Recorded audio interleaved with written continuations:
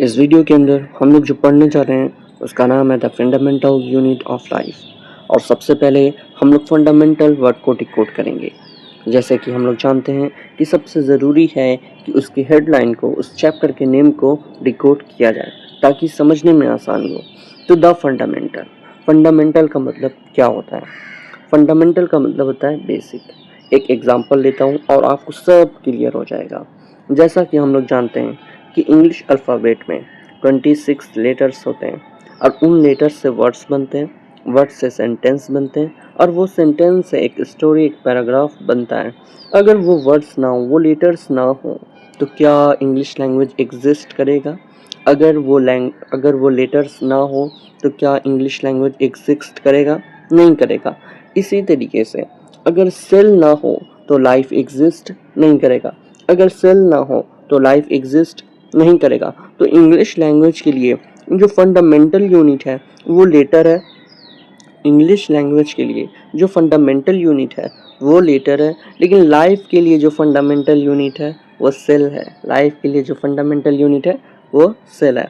तो आज हम लोग इस वीडियो के अंदर जो टॉपिक को कवर करेंगे वो सबसे पहला टॉपिक है हाउ सेल्स वेयर फॉर्म।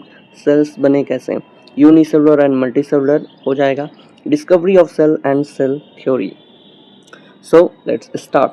सबसे पहले हम लोग जानते हैं कि जितने भी चीज़ इस दुनिया में प्रेजेंट हैं, जितने भी मैटर्स हैं, वो सब के सब एटम्स से बने। मैटर्स क्या होता है? वो जिसका मास हो और स्पेस को ऑक्यूपाई करे, वो मैटर्स होता है। और हर एक चीज़ एटम से बने होते हैं, यहाँ तक कि सेल भी एटम से बना होता है। तो सेल एटम से बना होता है तो हम लोग सेल को फंडामेंटल क्यों कह रहे हैं, बल्कि एटम को नहीं कह रहे हैं? इसलिए क्योंकि सेल के अंदर लाइफ है। सेल के अंदर वो हर एक प्रोसेस होता है, लेकिन वो हर प्रोसेस एटम के अंदर नहीं होता है। रेस्पिरेशन सेल के अंदर होता है, एटम के अंदर नहीं होता है। एक्सक्रीशन सेल के अंदर होता है, लेकिन एटम के अंदर नहीं होता है। इसीलिए सेल फंडामेंटल है। लेकिन अगर मैटर के बारे में, अगर नॉन लिविंग के बारे में बात करेंगे तो वो सबका जो फंडामेंटल यूनिट होगा वो एटम होगा। तो एटम से मॉलिक्यूल्स बने, मॉलिक्यूल से कुछ ऑर्गेनिक कंपाउंड बने। ये अर्लियर स्टेज की बात है जब लाइफ आ रहा था, जैसा कि साइंटिस्ट बताते हैं और किताबों में जो लिखा हुआ है कि एटम से मॉलिक्यूल्स बने, मॉलिक्यूल से कुछ इनऑर्गेनिक कंपाउंड बना और फिर कुछ ऑर्गेनिक कंपाउंड बना, जैसे प्रोटीन, कार्बोहाइड्रेट, ये सब बने। अब फिर वो सब मिलके एक सेल बना। और हम लोग जानते हैं कि वो सेल प्रोकैरियोट ही होगा। वो प्रोकैरियोट होगा, वो उसके पास प्रिमिटिव न्यूक्लियस होगा। इट मीन्स कि उसके पास न्यूक्लियस नहीं, न्यूक्लियोइड होगा। तो सबसे पहला क्वेश्चन ये आता है, what is the major difference between living and non living beings? सबसे बड़ा डिफरेंस क्या है लिविंग और नॉन लिविंग में? लिविंग और नॉन लिविंग में सबसे बड़ा डिफरेंस है वो सेल के बेसिस पे है। क्योंकि सेल, लिविंग में सेल होते हैं लेकिन नॉन लिविंग में सेल नहीं होते हैं। इसीलिए जो लाइफ है वो लिविंग में एग्जिस्ट करता है लेकिन नॉन लिविंग में नहीं करता। तो living being have cell and carry out life process. Living being के पास जो फंडामेंटल यूनिट है वो सेल है, और वो सेल के अंदर सारे प्रोसेस होते हैं जो लाइफ को मेंटेन करते हैं। लेकिन नॉन लिविंग के पास ऐसा कुछ नहीं होता। तो क्वेश्चन आता है, ठीक है भाई, सेल क्या है? The word cell come from Latin word which means cellula, जिसका मतलब होता है स्मॉल रूम, लिटिल चैम्बर या कंपार्टमेंट। उसे हम लोग कहते हैं सेल। और हम लोग जानते हैं कि ये सेल की जो डिस्कवरी है वो रॉबर्ट हुक करते हैं, जो फर्दर हम लोग आगे पढ़ेंगे। लेकिन हम लोग इतना जानते हैं कि सेल वर्ड आया कहाँ से? लैटिन वर्ड से आया। सेल का मतलब क्या होता है? कंपार्टमेंट होता है, स्मॉल रूम होता है। स्टडी ऑफ सेल को हम लोग साइटोलॉजी कहते हैं। Now cell, a cell is called the fundamental unit of life. Cell को हम लोग क्या कहते हैं? एक फंडामेंटल यूनिट ऑफ लाइफ है। क्यों? क्योंकि उसके अंदर सारे लाइफ प्रोसेस होते हैं। Because it is the basic building block from which all organism are made. और जितने भी ऑर्गेनिज्म हैं, चाहे वो यूनिसेलुलर हो या मल्टी सेलुलर हो, वो सब के सब सेल से बने होते हैं। And it perform all function necessary for life. और जो लाइफ के लिए जितने भी सारे फंक्शन, जितने भी सारे प्रोसेस जो ज़रूरी हैं वो परफॉर्म करता है।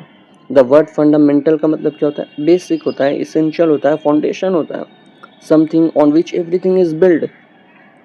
जैसे ईंट जुड़ के एक दीवार बन जाता है, तो हर एक ईंट का योगदान रहता है उस दीवार के अंदर। एम आई राइट?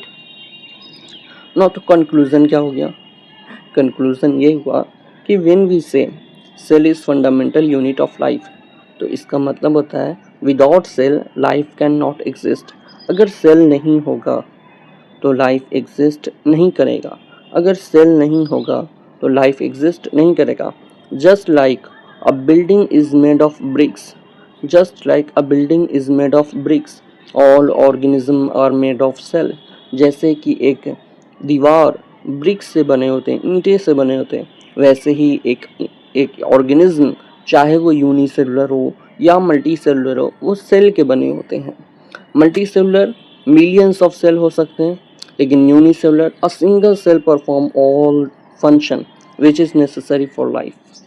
एक सिंगल सेल हर वो प्रोसेस को करता है जो लाइफ के लिए ज़रूरी है।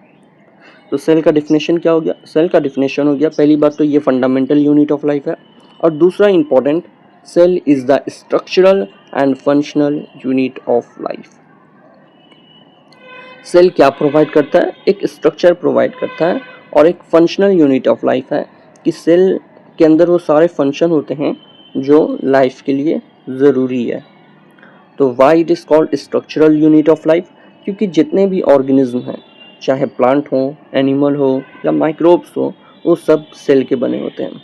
Cell from the body structure just like brick from a building, जैसे कि एक बिल्डिंग में, जैसे कि एक दीवार में ब्रिक्स का जो भूमिका रहता है, उसी तरीके से एक बॉडी स्ट्रक्चर में सेल का भी बहुत इंपॉर्टेंट स्ट्रक्चर रोल प्ले करता है। इन यूनिसेलुलर ऑर्गेनिज्म के अंदर सिर्फ एक सेल काफ़ी है, उसके अंदर वो सारे प्रोसेसेस होते हैं। लेकिन मल्टी सेलुलर में ऐसा नहीं होता, हर सेल, हर टिश्यू, हर ऑर्गन्स का अपना काम होता है। जैसे किडनी का अपना काम हो गया, जैसे लंग्स का अपना काम हो गया, ब्रेन का अपना काम हो गया। तो ये हर ऑर्गन का, और वो तो ऑर्गन कैसे बने होते हैं, टिश्यू से, टिश्यू कैसे बनते हैं, सेल से, है ना। तो हर सेल अपना अलग अलग योगदान करता है इन मल्टी सेलुलर ऑर्गेनिज्म। लेकिन यूनिसेलुलर ऑर्गेनिज्म में एक सिंगल सेल होता है, वो सारे के सारे फंक्शन को परफॉर्म करता है। So cell are the structural basis of life. Now fundamental unit of life, why cell we called fundamental unit of life. हम लोग जानते हैं every life function happen inside cell, cell के अंदर वो सारे प्रोसेस होते हैं जो लाइफ के लिए इम्पॉर्टेंट है। एग्जाम्पल माइटोकॉन्ड्रिया, सेल के अंदर माइटोकॉन्ड्रिया होता है, वो क्या काम करता है, एनर्जी प्रोडक्शन का काम करता है, रिस्पायरेशन का काम करता है। सेल के अंदर क्लोरोप्लास्ट होता है इन प्लांट, फोटोसिंथेसिस का काम करता है, फूड प्रोडक्शन करता है। सेल के अंदर न्यूक्लियस होता है, क्या करता है, वो पूरे के पूरे सेल को कंट्रोल करता है। उसके अंदर डीएनए प्रेजेंट होता है जो नेक्स्ट जनरेशन में जाता है और वो प्रोटीन फॉर्मेशन करता है। नाउ राइबोसोम प्रोटीन सिंथेसिस करता है, लेकिन जो राइबोसोम प्रोटीन सिंथेसिस करता है, लेकिन वो कौन सा प्रोटीन सिंथेसिस करेगा, वो न्यूक्लियस का डीएनए डिसाइड करेगा, है ना। Now even in a big organism like human, all function are carried out by millions of teeny working together। एक बड़े ऑर्गेनिज्म जैसे कि ह्यूमन में, वहाँ पे मिलियंस ट्रिलियंस ऑफ सेल काम करते हैं। So cell are the functional basis of life. Now conclusion क्या निकला, हम लोग इसे स्ट्रक्चरल यूनिट बोलते हैं, क्यों, क्योंकि ये पूरे सेल को बिल्ड कर रहा है, बना रहा है। हम लोग इसे फंक्शनल यूनिट कहते हैं, क्यों, क्योंकि इसके अंदर वो सारे के सारे इसेंशियल एक्टिविटीज़ होते हैं जो लाइफ को परफॉर्म करते हैं। नाउ सेल के बेसिस पे, नंबर ऑफ सेल के बेसिस पे हम लोग ऑर्गेनिज्म को दो भाग में डिवाइड कर देते हैं, and that is unicellular organism and multi cellular organism. Unicellular organism means single cell, एक सेल काफ़ी है, उसके अंदर वो सारे लाइफ प्रोसेस होते हैं। लेकिन multi cellular organism multi cell होते हैं, हर एक सेल का, हर एक टिश्यूज़ का, हर एक ऑर्गन का अपना काम होता है।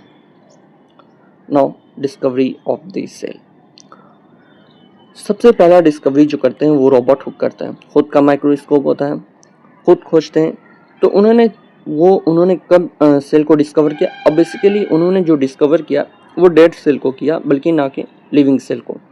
1665 में ये एक इंग्लिश साइंटिस्ट होते हैं, अपना माइक्रोस्कोप होता है, और ये स्लाइस ऑफ कॉर्क जो पेड़ का छल्ला होता है ना, उसको देखते हैं। तो जब वो अपने माइक्रोस्कोप में देखते हैं तो वो ये देखते हैं कि उसके अंदर बहुत छोटे छोटे छोटे छोटे स्मॉल रूम टाइप के स्ट्रक्चर है, कंपार्टमेंट बने हुए हैं। तो उन्होंने उस कंपार्टमेंट को देखते हुए उन्होंने उसको सेल नाम दिया। इम्पॉर्टेंट क्या है, Hooke only saw cell wall of dead plant tissue. उन्होंने सिर्फ डेड प्लांट टिश्यू के सेल को देखा, डेड सेल को देखा, ना कि लिविंग सेल को।